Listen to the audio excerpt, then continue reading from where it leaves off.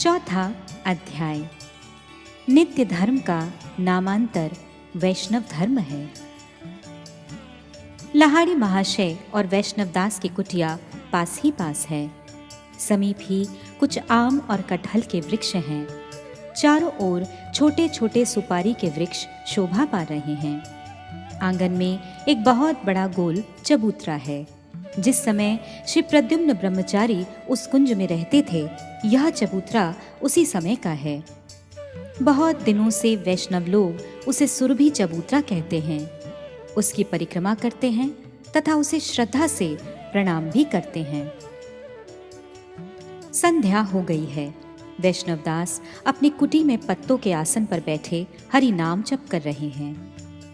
कृष्ण पक्ष है, इससे धीरे धीरे रात अधिक अंधेरी हो रही है। लहाड़ी महाशय की कुटी में एक टिमटिमाता हुआ दीपक जल रहा है। अकस्मात उनके दरवाजे के निकट ही एक सर्प जैसा दिखाई पड़ा। लहाड़ी महाशय ने उसी समय एक लाठी लेकर उस सर्प को मारने के लिए दीपक को तेज कर दिया, किंतु दीपक लेकर बाहर आते आते सर्प गायब हो गया। लहाड़ी महाशय ने वैष्णव दास से कहा, आप जरा सावधान रहें, आपकी कुटी में एक सांप आ गया है। वैष्णव दास बोले, आप सांप के लिए इतना घबराते क्यों हैं? आइए मेरी कुटी में निर्भय होकर बैठिए। लहाड़ी महाशय उनकी कुटी में प्रवेश कर पत्रासन पर बैठ गए, किंतु उनका मन अभी भी बहुत ही चंचल था। उन्होंने कहा, महाशय, इस विषय में हमारा शांतिपुर अच्छा है। शहर में कहीं भी सांप, बिच्छू आदि का भय नहीं है। नदिया प्रांत में सर्वत्र ही सांप का भय बना रहता है। खासकर गोद्रुम जैसे वन भागों में लोगों का रहना बड़ा भयप्रद है। वैष्णव दास बाबा जी ने समझाया, इन विषयों से चित्त को चंचल करना उचित नहीं। आपने श्रीमद् भागवत में महाराज परीक्षित की कथा अवश्य ही सुनी होगी। उन्होंने सांप का भय परित्याग कर स्थिर चित्त से श्री सुखदेव के मुख से हरि कथा अमृत का पान करते हुए परम आनंद लाभ किया था। मनुष्य की चित्त देह में सर्प आघात नहीं कर सकता। केवल भगवत कथा विरह रूपी सर्प ही इस देह के लिए व्याघात जनक है। जड़ शरीर नित्य नहीं है, एक ना एक दिन इसे अवश्य ही परित्याग करना पड़ेगा। जड़ देह के लिए केवल शारीरिक कर्म ही विहित है। कृष्ण की इच्छा से जब इस देह का पतन होगा, तब किसी भी चेष्टा से इसकी रक्षा नहीं की जा सकेगी। जब तक शरीर के भंग होने का समय उपस्थित नहीं होता, तब तक सर्प के बगल में सोने से भी वह कुछ नहीं कर सकता। अतएव सांप आदि का भय दूर करने पर ही वैष्णव नाम से परिचय दिया जा सकता है। इन भयों से यदि चित्त चंचल रहा, तो वह श्री हरि के चरण कमलों में कैसे नियुक्त होगा। अतएव सर्प का भय और भय के कारण सर्प को मारने की चेष्टा का अवश्यमेव परित्याग करना उचित है। लहाड़ी महाशय ने कुछ श्रद्धा के साथ कहा, आपके साधु वचनों से मेरा हृदय निर्भय हो गया। अब मैं समझ गया कि हृदय को उन्नत करने पर ही परमार्थ लाभ किया जा सकता है। गिरी कंदराओं में बहुत से महात्मा भगवान का भजन करते हैं। वे वहाँ जंगली जीव जंतु का भय नहीं करते, बल्कि असत्संग के भय से ही बस्तियों को छोड़कर वन के प्राणियों के साथ निवास करते हैं। बाबा जी ने कहा, हृदय में भक्ति देवी का आविर्भाव होने से हृदय सहज ही उन्नत हो जाता है। जगत के समस्त जीवों का प्रिय पात्र बना जा सकता है। संत और असंत सभी जीव वैष्णवों से प्रीति करते हैं। अतएव मनुष्य मात्र को वैष्णव होना चाहिए। यह बात सुनते ही लहाड़ी महाशय ने कहा, आपने नित्य धर्म के प्रति मेरी श्रद्धा उत्पन्न की है। मुझे ऐसा लगता है कि नित्य धर्म के साथ वैष्णव धर्म का कुछ निकटतम संबंध है, किंतु नित्य धर्म और वैष्णव धर्म एक है, इसे मैं अब भी समझ नहीं पाया हूँ। वैष्णवदास बाबा जी कहने लगे, जगत में वैष्णव धर्म के नाम से दो पृथक पृथक धर्म चलते हैं। पहला शुद्ध वैष्णव धर्म और दूसरा विद्ध वैष्णव धर्म। शुद्ध वैष्णव धर्म तत्वतः एक होने पर भी रस की दृष्टि से इसके चार भेद हैं। पहला दास्यगत वैष्णव धर्म, दूसरा सख्यगत वैष्णव धर्म, तीसरा वात्सल्यगत वैष्णव धर्म और चौथा मधुरगत वैष्णव धर्म। वास्तव में शुद्ध वैष्णव धर्म एक और अद्वितीय है तथा इसका नाम नित्य धर्म या पर धर्म है। यत् विज्ञाते सर्वम इदम विज्ञातम भवति, मुंडकोपनिषद 1:3। यह श्रुतिवाणी शुद्ध वैष्णव धर्म को ही लक्ष्य करती है। इसका विस्तृत विवरण आप क्रमशः जानेंगे। विद वैष्णव धर्म दो प्रकार का होता है, कर्मविद वैष्णव धर्म और ज्ञानविद वैष्णव धर्म। स्मार्त मत में वैष्णव धर्म की जितनी पद्धतियां हैं वे सभी कर्मविद वैष्णव धर्म हैं। इस वैष्णव धर्म में वैष्णव मंत्र की दीक्षा होने पर भी विश्वव्यापी पुरुष रूप विष्णु को कर्मांग के रूप में माना जाता है। इस मत से विष्णु समस्त देवताओं के नियंता होने पर भी स्वयं कर्मांग और कर्म के अधीन हैं। कर्म विष्णु की इच्छा के अधीन नहीं, बल्कि विष्णु ही कर्म की इच्छा के अधीन हैं। इस मत के अनुसार उपासना, भजन और साधन सभी कर्मांग हैं, क्योंकि कर्म की अपेक्षा कोई भी उच्च तत्व नहीं है। जरन मीमांसकों का वैष्णव धर्म इसी प्रकार बहुत दिनों से चला आ रहा है।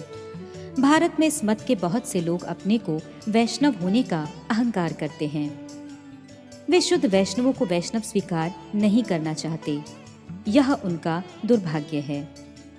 भारत में ज्ञान विद वैष्णव धर्म का भी खूब प्रचार है। ज्ञानी संप्रदाय के मत से अज्ञेय ब्रह्म तत्व ही सर्वोच्च तत्व है। इनमें निर्विशेष तत्व को प्राप्त करने के लिए साकार सूर्य, गणेश, शक्ति, शिव और विष्णु की उपासना करना आवश्यक होता है। ज्ञान पूर्ण हो जाने पर साकार उपास्य दूर हो जाते हैं तथा अंत में निर्विशेष ब्रह्मत्व लाभ होता है। अनेक लोग इस मत को स्वीकार कर शुद्ध वैष्णवों का अनादर करते हैं।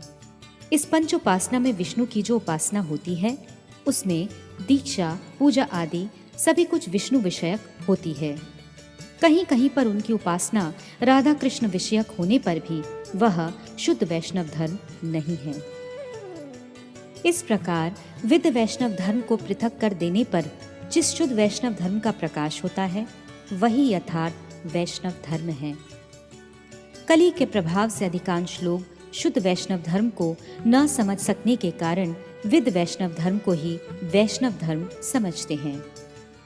श्रीमद् भागवत के अनुसार मनुष्य में परमार्थ की प्रवृत्तियां 3 प्रकार की होती हैं। पहली ब्राह्म प्रवृत्ति, दूसरी परमार्थ प्रवृत्ति और तीसरी भागवत प्रवृत्ति। ब्राह्म प्रवृत्ति द्वारा निर्विशेष ब्रह्म में किसी किसी को ही रुचि होती है। वे लोग जिस उपाय का अवलंबन कर निर्विशेष होने की चेष्टा करते हैं वह पंच उपासना के नाम से विख्यात है। परमार्थ प्रवृत्ति द्वारा सूक्ष्म परमात्म स्पर्शी योग तत्वों में भी किसी किसी की ही रुचि होती है। वे लोग जिस उपाय का अवलंबन कर परमार्थ समाधि की आशा करते हैं वे क्रियाएं कर्म योग तथा अष्टांग योग के नाम से विख्यात हैं। इस मत के विष्णु मंत्र, दीक्षा, विष्णु पूजा और ध्यान आदि सभी कर्मांग हैं। इनमें ही कर्मविद वैष्णव धर्म का उदय होता है। भागवत प्रवृत्ति द्वारा शुद्ध सविशेष भगवत स्वरूप के अनुगत भक्ति तत्व में सौभाग्यशाली जीवों की ही रुचि होती है। इन लोगों की भगवत आराधना आदि क्रियाएं कर्म अथवा ज्ञान के अंग नहीं हैं, शुद्ध भक्ति के अंग हैं। इस मत का वैष्णव धर्म ही शुद्ध वैष्णव धर्म है। श्रीमद् भागवत का कथन है, वदन्ति तत्तस्विदस्तत्वं यज्ज्ञानमद्वयं ब्रह्मेति परमात्मेति भगवानिति शब्दते। श्रीमद् भागवत 1:2-11। देखिए, ब्रह्म और परमात्मा भेदों वाला भगवत तत्व ही समस्त तत्वों का चरम है। भगवत तत्व ही शुद्ध विष्णु तत्व है। उस तत्व के अनुगत जीव ही शुद्ध जीव है और उनकी प्रवृत्ति का नाम ही भक्ति है। हरि भक्ति ही शुद्ध वैष्णव धर्म, नित्य धर्म, जैव धर्म, भागवत धर्म, परमार्थ और पर धर्म के नाम से विख्यात है। ब्रह्म प्रवृत्ति और परमात्मा प्रवृत्ति से जितने प्रकार के धर्म उत्पन्न हुए हैं वे सब नैमित्तिक हैं, नित्य नहीं हैं। निर्विशेष ब्रह्म अनुसंधान में भी निमित्त है, अतएव वह भी नैमित्तिक है, नित्य नहीं। जड़ विशेष अर्थात जड़ पदार्थों में आबद्ध होकर जो जीव उस बंधन से मुक्त होने के लिए प्रयत्न करते हैं, वे जड़ बंधन को निमित्त कर निर्विशेष गति के अनुसंधान रूप नैमित्तिक धर्म का आश्रय ग्रहण करते हैं। अतएव ब्राह्म धर्म नित्य नहीं है। जो जीव समाधि सुख की कामना से परमात्म धर्म का अवलंबन करते हैं, वे जड़ीय सूक्ष्म मुक्ति को निमित्त बनाकर नैमित्तिक धर्म का अवलंबन करते हैं। अतएव परमात्म धर्म भी नित्य नहीं है। केवल विशुद्ध भागवत धर्म ही नित्य है। यहाँ तक सुनकर लाहिड़ी महाशय ने कहा, महाशय कृपा कर मुझे शुद्ध वैष्णव धर्म का उपदेश करें। मैं इस अधिक उम्र में आपके चरणों का आश्रय लेता हूँ। कृपया आप मुझे ग्रहण करें। मैंने सुना है कि असद गुरु द्वारा पहले से शिक्षा और दीक्षा ग्रहण करने पर भी सतगुरु मिलने पर पुनः शिक्षित और दीक्षित होना ही उचित है। कई दिनों से आपके सुउपदेशों को सुनकर वैष्णव धर्म के प्रति श्रद्धा हो गई है। इस समय कृपा कर पहले वैष्णव धर्म की शिक्षा दें और अंत में दीक्षा देकर मुझे पवित्र करें। बाबा जी ने कुछ व्यस्त होकर कहा, महाशय मैं यथाशक्ति आपको शिक्षा तो दूंगा, किंतु मैं दीक्षा गुरु होने के योग्य नहीं हूँ। जैसा भी हो, इस समय आप शुद्ध वैष्णव धर्म की शिक्षा ग्रहण करें। संसार के आदि गुरु श्री कृष्ण चैतन्य महाप्रभु ने बतलाया है कि वैष्णव धर्म में 3 तत्व हैं, संबंध तत्व, अभिधेय तत्व और प्रयोजन तत्व। इन तीनों तत्वों को जानकर जो यथायथ आचरण करते हैं, वे ही शुद्ध वैष्णव या शुद्ध भक्त हैं। संबंध तत्व के अंतर्गत 3 विषयों का अलग अलग निरूपण किया गया है। जड़ जगत या मायिक तत्व, जीव या आधीन तत्व और भगवान या प्रभु तत्व। भगवान एक और अद्वितीय हैं। वे सर्वशक्ति संपन्न, सर्वाकर्षक, ऐश्वर्य और माधुर्य के एकमात्र निलय तथा जीव शक्ति के आश्रय हैं। माया और जीवों के एकमात्र आश्रय होकर भी वे सुंदर रूप में एक परम स्वतंत्र स्वरूप हैं। उनके अंगों की प्रभा दूर से निर्विशेष ब्रह्म के रूप में प्रतिभासित होती है। उनकी ऐसी शक्ति जीव और जगत की सृष्टि कर अपने अंश से परमात्मा के रूप से जगत में प्रवेश करती है। यही परमात्मा या ईश्वर तत्व है।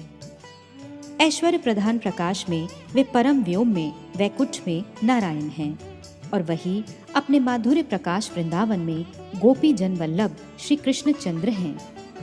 उनके प्रकाश और विलास नित्य और अनंत हैं। उनके समान कोई या कुछ भी नहीं है। उनसे अधिक अर्थात श्रेष्ठ होने की बात ही क्या है। उनकी पराशक्ति द्वारा उनके समस्त प्रकाश या विलास प्रकटित होते हैं। पराशक्ति के अनेक विक्रम हैं, जिनमें से जीवों के निकट केवल 3 विक्रम परिचित हैं। पहला चित्त विक्रम, जिसके द्वारा उनकी लीला संबंधी सब कुछ सिद्ध होता है। दूसरे का नाम जीव विक्रम या तटस्थ विक्रम है, जिससे अनंत जीवों का उदय और अवस्थान होता है। और तीसरे का नाम माया विक्रम है, जिसके द्वारा जगत की समस्त मायिक वस्तु, काल और कर्म की सृष्टि हुई है। जीव के साथ भगवान का, भगवान के साथ जीव और जड़ का तथा जड़ के साथ भगवान और जीव का जो संबंध है, उसे संबंध तत्व कहते हैं। संबंध तत्व को पूरी तरह से जान लेने पर संबंध ज्ञान होता है। संबंध ज्ञान से रहित व्यक्ति किसी प्रकार भी शुद्ध वैष्णव नहीं हो सकते। लाहिड़ी महाशय ने कहा, मैंने वैष्णवों से सुना है कि वैष्णव केवल भावुक होते हैं, उन्हें ज्ञान की आवश्यकता नहीं होती। यह बात कहाँ तक ठीक है?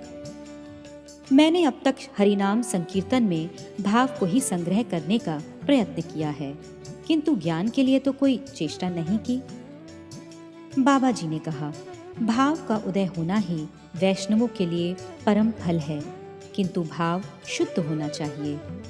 जो लोग अभेद ब्रह्म अनुसंधान को परम फल जानकर साधन काल में भाव की शिक्षा ग्रहण करते हैं, उनका भाव और उनकी चेष्टा शुद्ध भाव नहीं है, शुद्ध भाव का अनुकरण मात्र है। शुद्ध भाव का एक बिंदु भी जीव को चरितार्थ कर देता है। किंतु ज्ञानविद भावुकता को जीवों के लिए केवल उत्पात ही समझना चाहिए। जिनके हृदय में अभेद ब्रह्म भाव है, उनका भक्ति भाव केवल लोक वंचना मात्र है। अतएव शुद्ध भक्तों के लिए संबंध ज्ञान अत्यंत आवश्यक है। लाहिड़ी महर्षि ने श्रद्धा के साथ पूछा, ब्रह्म की अपेक्षा भी क्या कोई उच्च तत्व है? भगवान से यदि ब्रह्म की प्रतिष्ठा है तो ज्ञानी लोग ब्रह्म को छोड़कर भगवान का भजन क्यों नहीं करते? बाबा जी ने कुछ हंसकर उत्तर दिया, ब्रह्मा, सनक आदि चारों कुमार, शुक, नारद और देवदेव महादेव सभी लोगों ने अंत में भगवान के चरणों में ही आश्रय लिया। लाहिड़ी महर्षि ने शंका की, भगवान का रूप है, अतएव सीमा विशिष्ट होकर भी वे असीम ब्रह्म के आश्रय कैसे हो सकते हैं? बाबा जी ने उनकी शंका का समाधान करते हुए उत्तर दिया, जड़ जगत में आकाश नामक एक वस्तु है, वह भी असीम है। ऐसी दशा में ब्रह्म के असीम होने से आकाश की अपेक्षा ब्रह्म का अधिक महात्म्य ही क्या रहा? भगवान अपनी अंग कांति रूप शक्ति द्वारा असीम होकर भी एक ही समय युगपत स्वरूपवान भी हैं। ऐसी और किसी वस्तु को देखा है? इसी अद्वितीय स्वभाव के कारण भगवान ब्रह्म तत्व की अपेक्षा कहीं अधिक श्रेष्ठ हैं। उनका स्वरूप परम आकर्षक तो है ही, अपितु उनमें सर्वव्यापित्व, सर्वज्ञत्व, सर्वशक्तित्व, परम दयालुता और परम आनंद भी पूर्ण रूपेण विराजमान है। ऐसा सर्वगुण संपन्न स्वरूप उत्तम है, अथवा एक अज्ञात सर्वव्यापी अस्तित्व जिसमें कोई गुण नहीं, कोई शक्ति नहीं। वास्तव में ब्रह्म भगवान का ही एक निर्विशेष भाव मात्र है। भगवान में निर्विशेषत्व और सविशेषत्व दोनों ही सुंदर रूप में एक ही समय अवस्थित हैं। ब्रह्म उनका एक अंश मात्र है। निराकार, निर्विकार, निर्विशेष, अपरिज्ञेय और अपरिमेय आदि भाव अदूरदर्शी व्यक्तियों को प्रिय होता है, किंतु जो सर्वदर्शी हैं वे पूर्ण तत्व के अतिरिक्त और किसी में मन नहीं लगाते। वैष्णव निराकार तत्व के प्रति विशेष श्रद्धा नहीं रखते, क्योंकि वह नित्य धर्म और शुद्ध प्रेम का विरोधी है। परमेश्वर श्री कृष्णचंद्र सविशेष और निर्विशेष दोनों ही तत्वों के आश्रय हैं। वे परम आनंद के समुद्र हैं तथा समस्त शुद्ध जीवों के आकर्षक हैं। लाहिड़ी, श्री कृष्ण का जन्म है, कर्म है और शरीर त्याग है, तब उनकी श्रीमूर्ति नित्य कैसे हो सकती है? बाबा जी, श्री कृष्ण मूर्ति सच्चिदानंद है, उसमें जड़ संबंधी जन्म, कर्म और देह त्याग नहीं है। लाहिड़ी, तब महाभारत आदि ग्रंथों में वैसा वर्णन क्यों किया गया है? बाबा जी, नित्य तत्व वाणी के अतीत होने के कारण उसका वर्णन नहीं किया जा सकता। शुद्ध जीव अपने चित्त विभाग में कृष्ण मूर्ति और कृष्ण लीला का दर्शन करता है।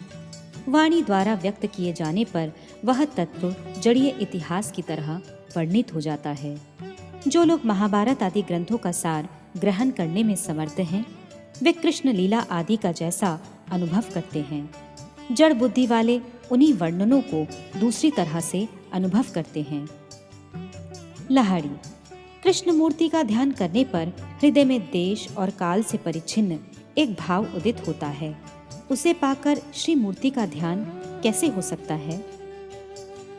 बाबा जी, ध्यान मन का कर्म है। मन जब तक शुद्ध चिन्मय नहीं होता, ध्यान तब तक कभी चिन्मय नहीं हो सकता। भक्ति भावित मन अर्थात भक्ति द्वारा शुद्ध किया हुआ मन क्रमशः चिन्मय हो जाता है। उस मन से जो ध्यान होता है वह अवश्य चिन्मय होता है। भजानंदी वैष्णव लोग जब कृष्ण नाम लेते हैं उस समय जड़ जगत उनका स्पर्श नहीं करता है, वे चिन्मय हैं। चिन्मय जगत में रहकर कृष्ण की दैनंदिन लीला का ध्यान करते हैं तथा अंतरंग सेवा सुख भोग करते हैं। लाहिड़ी, कृपा कर मुझे चित अनुभव प्रदान करें। बाबा जी, समस्त जड़ीय संदेह और कुतर्क का परित्याग कर जब आप निरंतर नाम की आलोचना करेंगे तब शीघ्र ही कुछ दिनों में चित अनुभव स्वयं उदित हो जाएगा। जितना अधिक कुतर्क करेंगे मन को उतना ही अधिक जड़ बंधन में आबद्ध करते जाएंगे, और जितना ही अधिक नाम रस का उदय कराएंगे जड़ बंधन उतना ही शिथिल होता जाएगा और हृदय में चित जगत प्रकाशित होगा। लाहड़ी, मैं चाहता हूँ कि आप कृपा कर मुझे बतला दें कि चित अनुभव क्या चीज है। बाबा जी, मन वाणी के साथ उस तत्व को ना पाकर लौट आता है। केवल चिदानंद के अनुशीलन से ही वह पाया जाता है। आप वितर्क छोड़कर कुछ दिन नाम कीजिए। नाम के प्रभाव से आपके सारे संदेह अपने आप दूर हो जाएंगे और आप इस विषय में किसी से भी कुछ न पूछें।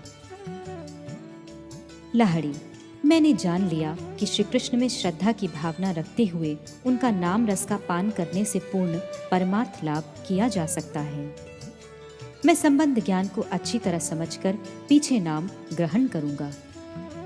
बाबा जी, यह सबसे अच्छी बात है। आप संबंध ज्ञान का अच्छी तरह से अनुभव करें। लाहड़ी, भगवत तत्व मेरी समझ में आ गया है।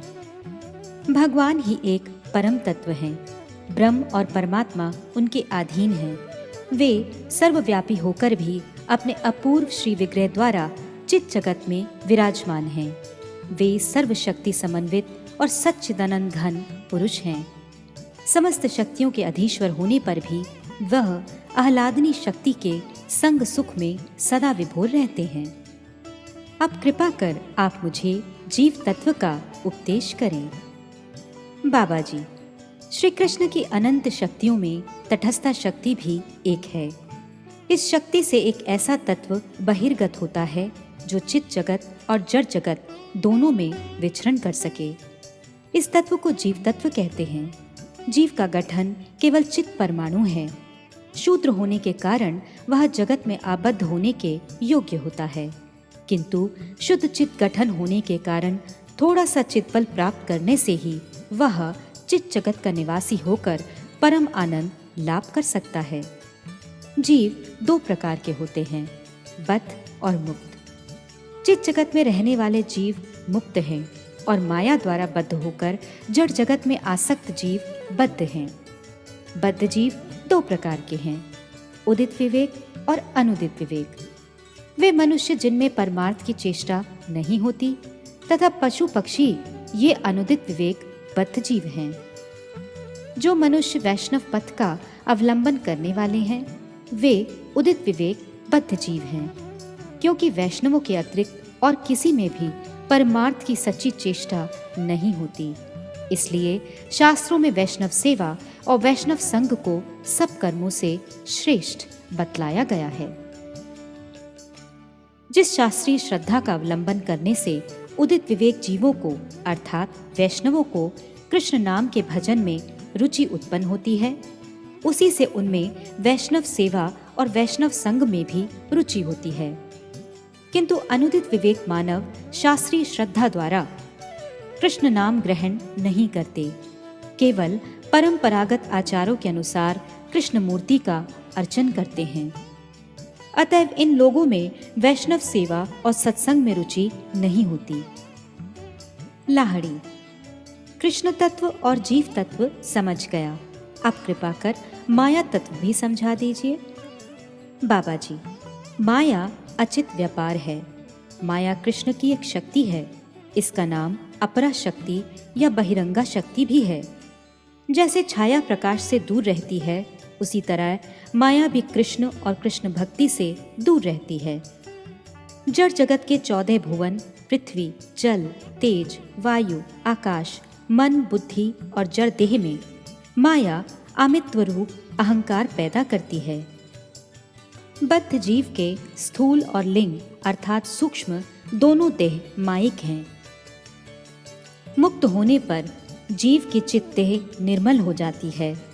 जीव जितना ही अधिक माया में फंसा रहता है वह कृष्ण से उतना ही अधिक बहिर्मुख होता है, और माया से जितना ही अलग रहता है उतना ही अधिक वह कृष्ण का सामुख्य प्राप्त करता है।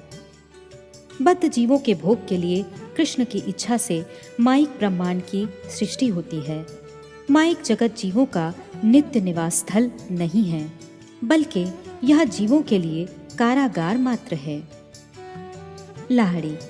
प्रभु, अब माया, जीव और कृष्ण के नित्य संबंध के विषय में बतलाइए। बाबा जी, जीव अणुचित है और कृष्ण पूर्ण चित्त हैं, अतएव जीव कृष्ण का नित्य दास है। यह माइक जगत जीवों का कारागृह है। यहाँ सत्संग के बल से नाम का अनुशीलन करते करते कृष्ण की कृपा से वह चित जगत में अपने सिद्ध चित स्वरूप में प्रतिष्ठित होकर कृष्ण सेवा रस का पान करता है।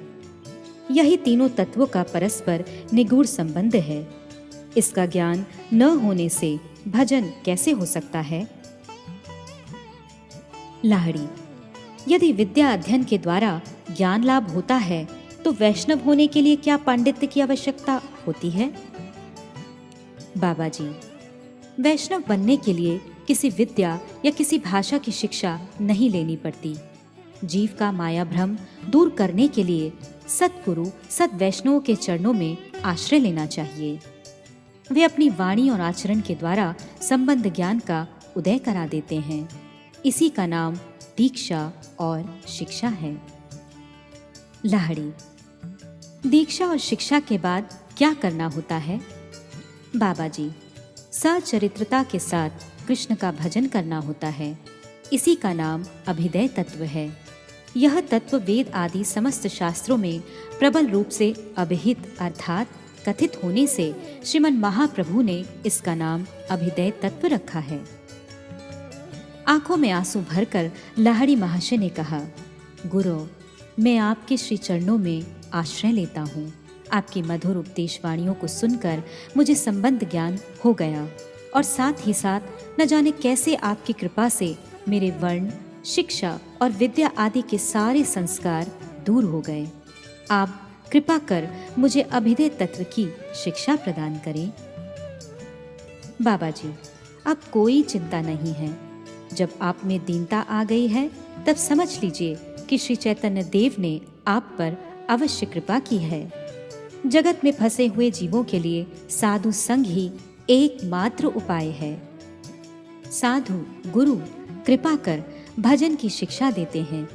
उसी भजन के बल से धीरे धीरे प्रयोजन लाभ होता है। भगवत भजन को ही अभिदय कहते हैं। लाहड़ी। मुझे बतलाइए कि क्या करने से भगवान का भजन होता है? बाबा जी, भक्ति ही हरि भजन है। भक्ति की 3 अवस्थाएं हैं, साधन, भाव और प्रेम। पहले साधन भक्ति करते करते भाव उदित होता है। उसी भाव को पूर्ण होने पर प्रेम कहते हैं। लाहड़ी। साधन कितने प्रकार के होते हैं और किस तरह से उनका साधन करना होता है? बाबा जी, श्री भक्ति रसामृत सिंधु नामक ग्रंथ में श्रील रूप गोस्वामी ने इन विषयों पर विस्तार से लिखा है। मैं संक्षेप में उसे बतलाता हूँ। साधन 9 प्रकार के हैं। श्रवणम, कीर्तनम, विष्णु स्मरणम, पाद सेवनम, अर्चनम, वंदनम, दास्यम, सख्यम, आत्मनिवेदनम। श्रीमद् भागवत 7:5-23। श्रवण, कीर्तन, स्मरण, पाद सेवन, अर्चन, वंदन, दास्य, सख्य और आत्मनिवेदन, इन 9 प्रकार की साधन भक्ति का वर्णन श्रीमद् भागवत में किया गया है। श्री रूप गोस्वामी ने 64 प्रकार की साधन भक्ति का सांगोपांग वर्णन किया है। इसमें एक विशेष बात यह है कि साधन भक्ति 2 प्रकार की होती है, वैधि और रागानुगा। वैधि साधन भक्ति उपयुक्त 9 प्रकार की होती है और केवल व्रजवासियों के अनुगामी होकर उनकी तरह कृष्ण की मानस सेवा को रागानुगा साधन भक्ति कहते हैं। जो साधक जिस तरह की भक्ति का अधिकारी है उसे उसी प्रकार का साधन करना चाहिए। लाहड़ी। साधन भक्ति में अधिकार का विचार किस तरह किया जाता है? बाबा जी, गुरुदेव जिस श्रद्धालु साधक को शास्त्र की विधियों के अधीन रहने का अधिकारी समझे उसे सर्वप्रथम वैधि साधन भक्ति की शिक्षा देंगे।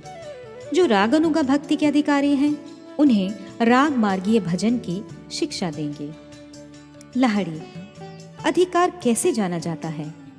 बाबा जी, जिनकी आत्मा में राग तत्व की उपलब्धि नहीं हुई होती है और जिन्हें शास्त्र की विधियों के अनुसार उपासना आदि करने की इच्छा होती है, वे वैदिक भक्ति के अधिकारी हैं। हरि भजन में शास्त्र की विधियों के अधीन नहीं रहना चाहते, बल्कि उनकी आत्मा में हरि भजन के लिए स्वाभाविक अनुराग उदित हो गया है। वे रागानुगा भजन के अधिकारी हैं। लाहड़ी, प्रभु आप मेरा अधिकार निर्णय कर दीजिए, जिससे मैं अधिकार तत्व को समझ सकूं। वैधि और रागानुगा भक्ति का विचार मैं अभी भी नहीं समझ पा रहा हूँ। बाबा जी, अपने चित्त की परीक्षा करने पर आप अपना अधिकार स्वयं समझ सकते हैं। क्या आप सोचते हैं कि शास्त्र के अनुसार नहीं चलने से भजन नहीं हो सकता? लाहड़ी, मुझे ऐसा लगता है कि शास्त्र द्वारा निर्धारित की गई विधियों के अनुसार साधन भजन करने से अधिक उपकार होता है, किंतु आजकल मेरे मन में यह बात भी आती है कि हरि भजन रस का समुद्र है। धीरे धीरे भजन के बल से इसे पाया जा सकता है। बाबा जी, अब देखिए, आपके हृदय में शास्त्र की विधियों का ही अधिक आधिपत्य है, अतएव आप वैदिक भक्ति का अवलंबन करें। धीरे धीरे राग तत्व हृदय में उदित हो जाएगा। यह सुनकर लाहड़ी महाशय सजल नेत्रों से बाबा जी के चरणों में गिरकर कहने लगे, आप कृपा कर वैधि या रागानुगा भक्ति की शिक्षा जिसमें मेरा अधिकार हो प्रदान करें। अब मैं अनधिकार चर्चा नहीं करना चाहता। बाबा जी ने उन्हें गले लगाकर बैठाया। लाहड़ी, अब मैं किस प्रकार भजन करूं, मुझे स्पष्ट आज्ञा दीजिए। बाबा जी, आप हरि नाम ग्रहण कीजिए। समस्त भजनों की अपेक्षा श्री नाम भजन ही अधिक बलवान है। नाम और नामी में भेद नहीं है। निरपराध होकर नाम ग्रहण करें। नाम भजन से 9 प्रकार का भजन अर्थात नवधा भक्ति हो जाता है। नाम का उच्चारण करने से श्रवण और कीर्तन दोनों हो जाते हैं। नाम करने के साथ ही साथ भगवान की लीलाओं का स्मरण और मन द्वारा पाद सेवन, अर्चन, वंदन, दास्य, सख्य तथा आत्मनिवेदन सभी हो जाते हैं। लाहड़ी, मेरा चित्त व्याकुल हो गया है। प्रभु, आप कृपा करने में देर ना करें। बाबा जी, आप निरपराध होकर निरंतर यही नाम लिया करें, हरे कृष्ण कृष्ण कृष्ण हरे हरे, हरे राम राम राम हरे हरे। यह कहते कहते बाबा जी ने लाहड़ी महाशय के हाथ में एक तुलसी की माला दी। लाहड़ी महाशय उस माला पर उक्त नाम उच्चारण करते करते रो पड़े और कहने लगे, प्रभु, आज मुझे इतना आनंद लाभ हुआ जिसका मैं वर्णन नहीं कर सकता। इतना कहते कहते वे आनंद के मारे अचेतन होकर बाबा जी के पैरों में गिर पड़े। बाबा जी ने उन्हें सावधानी से पकड़कर रखा। बहुत देर के बाद लाहड़ी महाशय बोले, आज मैं धन्य हो गया। मैंने कभी भी ऐसा सुख नहीं पाया था। बाबा जी, आप धन्य हैं क्योंकि आपने श्रद्धा पूर्वक श्री हरि नाम ग्रहण किया। आपने मुझे भी धन्य कर दिया। उसी दिन से लाहड़ी महाशय माला लेकर अपनी कुटी में निर्भय होकर नाम करने लगे। इसी प्रकार कुछ दिन बीत गए। लाहड़ी महाशय अब अपने शरीर में 12 तिलक लगाते हैं। भगवान को निवेदन की हुई वस्तुओं के अतिरिक्त कुछ भी भोजन नहीं करते। प्रतिदिन 2 लाख हरि नाम करते हैं। शुद्ध वैष्णवों को देखते ही दंडवत प्रणाम करते हैं। परमहंस बाबा जी को नित्य दंडवत प्रणाम करने के बाद कोई दूसरा काम करते हैं। अपने गुरुदेव की सर्वदा सेवा करते हैं। व्यर्थ की बातों और उस्तादी गानों में उनकी अब रुचि नहीं है। लाहड़ी महाशय पहले के लाहड़ी महाशय नहीं रहे। अब वे वैष्णव हो गए हैं। एक दिन लाहड़ी ने वैष्णव दास बाबा जी को साष्टांग दंडवत प्रणाम कर जिज्ञासा की, प्रभु, प्रयोजन तत्व क्या है? बाबा जी, कृष्ण प्रेम ही जीव का प्रयोजन तत्व है। साधन करते करते भाव उदय होता है। भाव पूर्ण होने पर प्रेम कहलाता है। वही जीव का नित्य धर्म है, वही नित्य धन है और वही नित्य प्रयोजन है। उस प्रेम के अभाव से ही जीव नाना तरह के कष्ट पाते हैं, जड़ बंधन में फंस जाते हैं। प्रेम से बढ़कर और कुछ भी नहीं है। कृष्ण केवल प्रेम के वश में होते हैं। प्रेम चिन्मय तत्व है। आनंद घनीभूत होने पर प्रेम होता है। लाहड़ी। रोते रोते क्या मैं प्रेम लाभ करने के योग्य हो सकूंगा? बाबा जी लाहड़ी महाशय को गले लगाकर, थोड़े ही दिनों में आपने साधन भक्ति को भाव भक्ति बना लिया है और कुछ ही दिनों में आप पर कृष्ण अवश्य कृपा करेंगे। यह सुनकर लाहड़ी महाशय आनंद से गदगद होकर बाबा जी के चरणों में लोटते पोतते कहने लगे, आहा, गुरु के अतिरिक्त और कोई वस्तु नहीं है। हाय, मैं इतने दिनों तक क्या करता रहा। गुरुदेव ने स्वयं ही कृपा कर विषय कूप से मेरा उद्धार किया। चतुर्थ अध्याय समाप्त।